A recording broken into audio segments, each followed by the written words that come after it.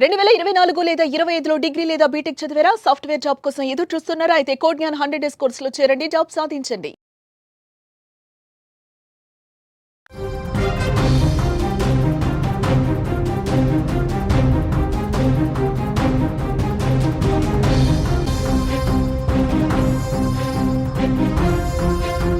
Breaking news చూస్తున్నాం.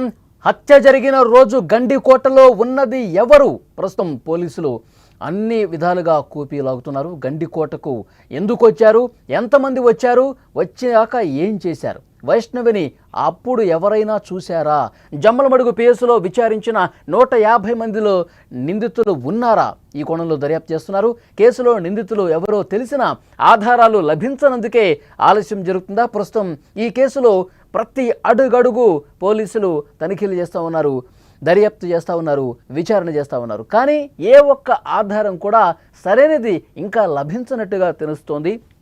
గండికోటలో వైష్ణవి హత్య జరిగి 10 రోజులుగా వస్తున్న నిందితులు ఎవరూ కూడా అసలు ఎవరు చంపారు వైష్ణవని అనే విషయాన్ని పోలీసులు కనిపెట్టలేకపోతున్నారు. అత్యంత తెలివిగా ఈ హత్య చేయడంతో ఆధారాలు దొరకడం లేదు.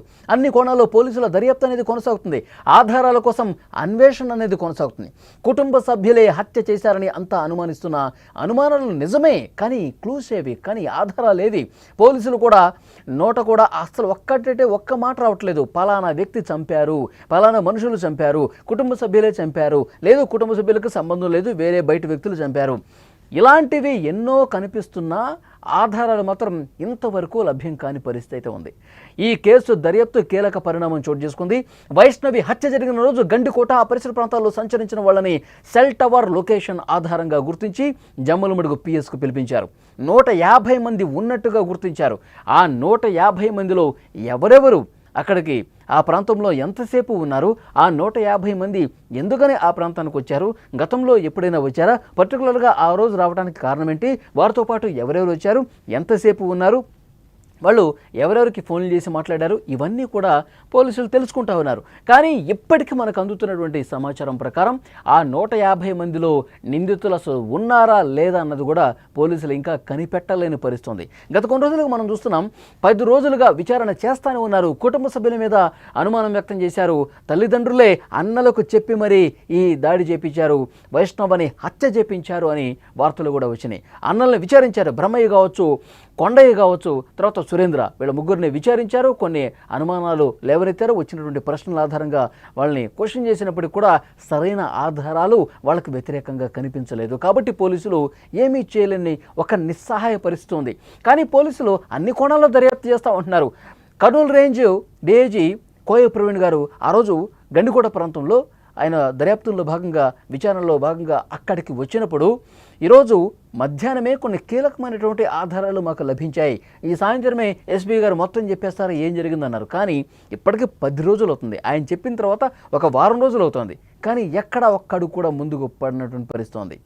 అక్కడ అసలు ఏం జరుగుతుంది, పోలీసులు ఇప్పటికిప్పుడు ఇస్తున్నటువంటి ఇన్ఫర్మేషన్ అంటే తెలుసుకునే ప్రయత్నం చేద్దాం. మా ప్రతినిధి సుదర్శన్ ఫోన్ లైన్లో సిద్ధంగా ఉన్నారు. సుదర్శన్, ఏంటి అక్కడ సిచ్యువేషన్? 10 రోజులు అవుతుంది, కానీ కనీసం ఒక్కరు సంబంధించిన ఆధారం కూడా బయటపడలేదు. పోలీసులు ఇంకా ఎప్పుడు తెలుస్తారు? అక్కడ స్థానికులు కూడా విమర్శిస్తున్నారు పోలీసుల్ని. ఏం దర్యాప్తు చేస్తున్నారు, ఏం విచారణ చేస్తున్నారు, ఇంత టెక్నాలజీ ఉండి ఎందుకు కనిపెట్టలేకపోతున్నారు? ఇలాంటి విమర్శలు కూడా వస్తూ ఉన్నాయి. ఏమంటున్నారు పోలీసులు? పోలీసులు ఒకటే డైలాగ్ చెప్తున్నారు, 10 రోజులుగా విచారిస్తున్నాం. మీరు అన్నట్టు అన్ని కోణాల్లో విచారిస్తున్నాం అంటారు. ఎన్ని కోణాలు, ఎంతమందిని, ఎన్ని రోజులు, ఏం విచారిస్తున్నారు? విచారణలో ఒక పాయింట్ అయినా దొరికిందా, ఒక్క లీడ్ అయినా దొరికిందా, ఒక క్లూ అయినా పోలీసులు కనిపెట్టగలిగారా అనేది ఇప్పుడు అందరి నుంచి కూడా వినిపిస్తున్నటువంటి మాట. ఎందుకంటే ఇప్పటికే ప్రజా సంఘాలు, విరసం నేతలు వీళ్ళందరూ కూడా ఎంటర్ అయ్యారు, పోలీసుల తీరును తప్పుపడుతూ ఉన్నారు. మరోవైపు కుటుంబమే అన్నారు, బ్రీడ్ అన్నారు, ఒక్కొక్కరికి క్లీన్ చిట్ ఇచ్చే ప్రయత్నం చేస్తున్నారు. కానీ వైష్ణవిని చంపింది ఎవరో కనిపెట్టలేకపోతున్నారు. ఇంతకు పోలీసులు వైష్ణవికి న్యాయం చేయగలుగుతారా లేదా? ఈ కోణంలోనే ఇప్పుడు ప్రశ్నలన్నీ కూడా వినిపిస్తూ ఉన్నాయి. అంటే వాళ్ళకు ఉన్నటువంటి సోర్సు పోలీసులు మొదట ఆ రోజు అంటే 10వ తేదీ నుంచి 14వ తేదీ 4 రోజుల వ్యవధిలో గండికోటకు ఎంతమంది వచ్చారో వాళ్ళందరినీ కూడా విచారించాలనేది వాళ్ళు పెట్టుకున్నటువంటి టాస్క్. అందులో 400 మంది దాకా ఉన్నారు. వాళ్ళలో 150 మందిని ఇప్పటికే విచారించినట్టుగా తెలుస్తుంది. ఇక మరో టాస్క్ అక్కడికి వచ్చినటువంటి వెహికల్స్ అన్నిటినీ గుర్తించడం. ఆ వెహికల్స్ అన్నిటినీ కూడా గుర్తించారు. దానిపైన కూడా ఆరా తీయడం అయిపోయింది. ఇక గండికోట చుట్టూ ఉన్నటువంటి విలేజెస్, పొద్దుటూరు, హనుమనగుత్తి, జమ్మలమడుగు నియోజకవర్గంలో ఉన్నటువంటి చాలా ప్రాంతాలు. ఇప్పుడు గండికోట కొట్టాలో అని ఇంకొక ఊరుంది అటువైపు, గండికోట వైపు. అక్కడి నుంచి ఒక మార్గం ఉంది గండికోటకు, ఇంకొక మార్గం. ఏదైతే ఇప్పుడు సీసీ కెమెరాలు ఉన్నాయో ఆ మార్గం కాకుండా వెనుక వైపు నుంచి ఒక మార్గం ఉంది. ఆ మార్గంలో ఏమైనా చంపిన వాళ్ళు రహస్యంగా వెళ్ళి ఉంటారా, లేకంటే ఆ గ్రామాల్లో ఏమైనా తలదాచుకున్నారా అనేది దానికోసం కూడా విచారణ చేస్తూ ఉన్నారు. అలాగే ప్రొద్దుటూరు, ముఖ్యంగా ప్రొద్దుటూరులో కూడా చాలా అనుమానాలు ఉన్నాయి. ప్రొద్దుటూరుకు సంబంధించి చాలా మందిని పోలీసులు రహస్యంగా విచారిస్తూ ఉన్నారు. ఒక డిఎస్పీ ఆధ్వర్యంలో ఒక 2 వెహికల్స్ పెట్టుకొని నిత్యం మఫ్టీలో పోలీసులు వాళ్ళకి అనుమానం వచ్చిన వాళ్ళందరినీ కూడా లిఫ్ట్ చేస్తూ ఉన్నారు. నిన్న కూడా ప్రొద్దుటూరులో ఒక వ్యక్తిని రహస్యంగా విచారణకు తీసుకెళ్లి విచారించినట్టుగా మనకు సమాచారం ఉంటుంది. కానీ ఇంతవరకు ఎలాంటి క్లూ దొరకట్లేదు. అందరూ అనుకున్నట్టుగా పేరెంట్స్ పాత్ర ఉందా అంటే దానిని ఎక్కడా కూడా పోలీసులు ఇసుమంతా కూడా నిర్ధారించలేదు. అయితే సుదర్శన్ ఆ రోజు కోయ ప్రవీణ్ సంఘటన స్థలానికి వచ్చి పరిశీలించినప్పుడు ఆయన ఒక మాట చెప్పారు, మాకు ఈ ఉదయమే కొన్ని ఆధారాలు, నిందితులకు సంబంధించిన ఆధారాలు దొరికాయి అన్నారు. మరి ఏంటి ఆధారాలు ఇంతవరకు బయట చెప్పలేదు ఆయన? అదే ప్రశ్న మనము సుమన్ టీవీకి ఎక్స్క్లూజివ్ గా ఎస్పీ గారు ఇచ్చిన ఇంటర్వ్యూలో కూడా ప్రశ్నించడం జరిగింది. అంటే మేము కొన్ని ఎవిడెన్సెస్ దొరికాయి మాకు, వాటిని క్లారిఫై చేసుకుంటే కన్నా ఖచ్చితంగా వీళ్ళే ఉండొచ్చు అని మేము ఆ రోజు భావించాము. కానీ అవి వీగిపోయాయి, ఆ క్లూస్ మాకేమీ ఉపయోగపడలేదు, వాళ్ళ పాత్ర లేదు అని తేలిపోయింది అన్నాడు. కానీ తర్వాత స్టెప్ ఏంది అనేది పోలీసులకు ఇప్పుడు కూడా అర్థం కావట్లేదు. వందలాది మందిని అయితే విచారించామని చెప్తున్నారు, కానీ ఎవరి నుంచి కూడా ఎలాంటి ఆధారము లభించట్లేదు. అదేమి వేరే దేశంలో జరిగింది కాదు, అలాగని ఏదో అటవీ ప్రాంతంలో జరిగింది కాదు. రోజుకు వందలాది మంది వచ్చే టూరిస్టు ప్రాంతంలో, అది కూడా పట్టపగలు, అర్ధరాత్రి కూడా కాదు, పట్టపగలే జరిగింది. అలాగని మృతదేహం ఏమైనా గల్లంతైందా అంటే అది లేదు. మృతదేహాన్ని అక్కడే గుర్తించారు. కానీ ఇంతవరకు డాగ్ స్క్వాడ్ కానీ, క్లూస్ టీమ్ కానీ, పోలీసులు ఇన్వెస్టిగేషన్ లో కానీ ఎలాంటి ఆధారాలు దొరకట్లేదు అన్నది పోలీసులు ఫస్ట్ నుంచి కూడా చెప్తున్నటువంటి ఒకే డైలాగ్. కాకపోతే విచారిస్తున్నాం. ఇప్పుడు ఈ 150 మంది ఉన్నారుగా సుదర్శన్, ఇప్పుడు ఈ 150 మంది ఎవరైతే ఉన్నారో గండికోటకు వచ్చిపోయిన వాళ్ళు, వాళ్ళల్లో ఏమైనా కొద్దిగైనా అనుమానం కనిపిస్తోందా? ఏ అనుమానాలు లేవు. ఎందుకంటే ఆ అమ్మాయి ఎవరి సెల్ఫీ ఫోటోల్లో అమ్మాయి ఫోటో కనిపించిందో స్వయంగా, అంటే ఒక ఫోటోలో అమ్మాయి కనిపించిందంటే వాళ్ళు అత్యంత దగ్గరగా అమ్మాయికి రీచ్ అయి ఉంటారు. ఆ రోజు ఆ అమ్మాయి చుట్టూ సంచరించి ఉంటారు. అలాంటి వాళ్ళని కూడా విచారించారు. అలాగే ఆ ఫోటోలో ఉన్న అనుమానాస్పదంగా టెంపుల్ బయట గానీ, గండికోట ముఖద్వారం వద్ద గానీ, వేరే హరిత హోటల్ దగ్గర గానీ ఇక్కడ ఉన్న వాళ్ళందరినీ కూడా ఐడెంటిఫై చేశారు. కానీ ఎవరి నుంచి ఎలాంటి సమాచారం రావట్లేదు. ఇక ముఖ్యంగా గండికోట గ్రామస్తులు, కోట లోపలే ఒక విలేజ్ ఉంటుంది, గండికోట విలేజ్, అక్కడ 150 కుటుంబాలు ఉంటాయి. ఆ గ్రామస్తుల పాత్ర ఏమన్నా ఉంటుందనే కోణంలో కూడా ఆ గ్రామంలో అనుమానంగా ఉన్న వాళ్ళందరినీ కూడా తీసుకెళ్లారు. వాళ్ళ సెల్ ఫోన్లు స్వాధీనం చేసుకుని అవన్నీ కూడా వెరిఫై చేశారు. మరోవైపు కాల్ డేటాను పూర్తిగా ఈ 10 రోజులుగా వాళ్ళు అనాలిసిస్ చేస్తూ ఉన్నారు. కానీ ఆ కాల్ డేటాలో కూడా ఎక్కడా కూడా ఒక్క క్లూ కూడా దొరకట్లేదు. చెప్పండి. రాను పోలీసులు విమర్శలు ఎదుర్కోక తప్పదు. కుటుంబ సభ్యులు ఏం చెప్తున్నారు? వాళ్ళ తల్లిదండ్రులు ఇప్పుడు ఏం చెప్తున్నారు? 10 రోజులు అవుతుంది కదా. కుటుంబ సభ్యులు నిజానికి ఒక కేసులో ఎవరైనా బాధితులు ఉంటే ఆ బాధితుల తరపున వాయిస్ వినిపిస్తారు. మా అమ్మాయికి న్యాయం చేయాలి, ఇన్ని రోజులుగా ఎందుకు విచారణ చేయట్లేదు, ఇంకా నిజాలు ఎందుకు తేల్చట్లేదు అనేది డిమాండ్. అయితే అలాంటి డిమాండ్లు ఏవి కూడా కుటుంబ సభ్యుల నుంచి రావట్లేదు. ఎందుకంటే ఈ కేసులో కొంత ప్రత్యేకం. మొదటి నుంచి కూడా వాళ్ళపైన అనుమానాలు వస్తున్న నేపథ్యంలో వాళ్ళు కూడా 2-3 రోజుల క్రితం వరకు కూడా విచారణ ఎదుర్కొన్నారు. అయితే 2 రోజుల నుంచి వాళ్ళని కూడా విచారణకు పిలవట్లేదు. వాళ్ళందరూ వాళ్ళ ఊర్లోనే ఉన్నారు. కుటుంబ సభ్యులందరూ కలిసి ఒకే చోట వాళ్ళు ఉంటూ ఉన్నారు. అలాగని వాళ్ళ నుంచి కొత్త డిమాండ్లు ఏమీ లేవు. మా అమ్మాయి చనిపోయింది, మా అమ్మాయిని చంపేశారు అత్యంత దారుణంగా తీసుకెళ్లి, కాబట్టి మాకు న్యాయం చేయండి అని అడిగే కంటే కూడా మా పైన అనుమానించకంటే చాలు, మమ్మల్ని ఇన్వాల్వ్ చేయకంటే చాలు అన్న కోణంలోనే తల్లిదండ్రుల తీరు ఉంది. ఓకే సుదర్శన్, మరింత ఇన్ఫర్మేషన్ కోసం మళ్ళొకసారి కాంటాక్ట్ అవుతుంది సుదర్శన్. అదే గండికోటలో వైష్ణవి హత్య జరిగిన 10 రోజులు అవుతుంది, కానీ నిందితులు ఎవరు అనే విషయానికి సంబంధించి పోలీసులు ఇంకా కనిపెట్టలేకపోతున్నారు.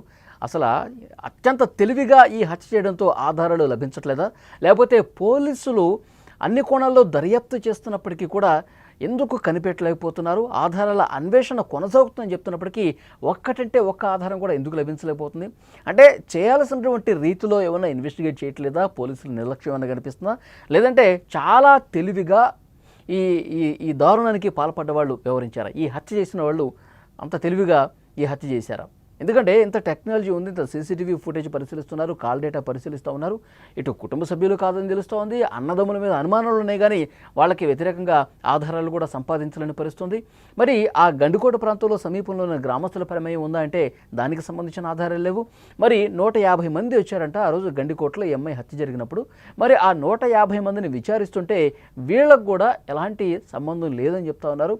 అక్కడ కూడా అనుమానం రాలేదు, ఈ 150 మందిలో ఎవరైనా నిందితులు దాక్కొని ఉన్నారా, నిందితులు ఉన్నప్పటికీ కూడా ఏమన్నా కనిపెట్టలేకపోతున్నామంటే అది కూడా తెలియని పరిస్థితుంది. సో 10 రోజులు అవుతుంది, కానీ నిజం ఏదో ఒక రోజు బయటకు రాక తప్పదు.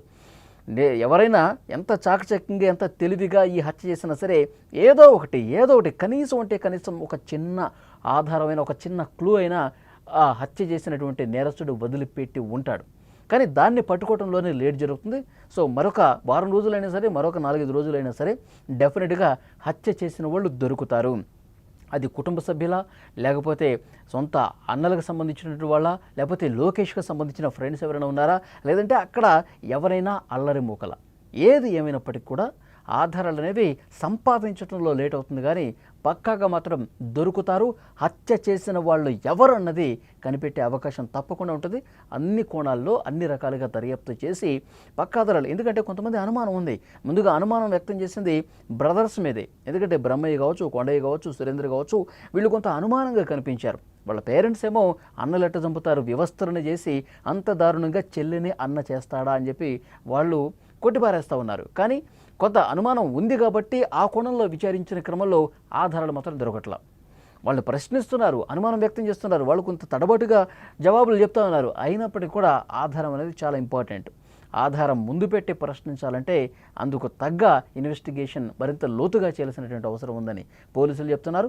మరోవైపు అసలు కుటుంబ సభ్యులకి సంబంధమే లేదనుకుందాం, గండికోట ప్రాంతంలో ఎవరన్నా అల్లరి మూకులు వచ్చారనుకుందాం, వాళ్ళు ఈ సీసీ ఫుటేజ్లో కనిపించకుండా, కెమెరాల కంటికి చెక్కకుండా వెనక నుంచి వచ్చారనుకుందాం, వచ్చి మరి దాడి చేసి ఆమెని చంపేసి ముళ్ళ పొదల్లో పడేశారు అంటే దానికి ఒక రీజన్ ఉంటుంది కదా. అక్కడ అత్యాచారం జరగలేదని చెప్పి 100% చెప్తా ఉన్నారు. ఆ అమ్మాయి మీద ఎలాంటి అఘాయిత్యం జరగలేదు, కేవలం కడుపులో గుద్ది కాలేయం అక్కడ తీవ్రంగా గాయపడటం వల్ల ఆమె చనిపోయింది. కేవలం ఆమెని కడుపులో గుద్ది చంపేశారు. మరి అక్కడ గండికోట ప్రాంతంలో సంచరించే వాళ్ళు అల్లరి మూకలు ఉంటే కేవలం ఎందుకు చంపుతారు?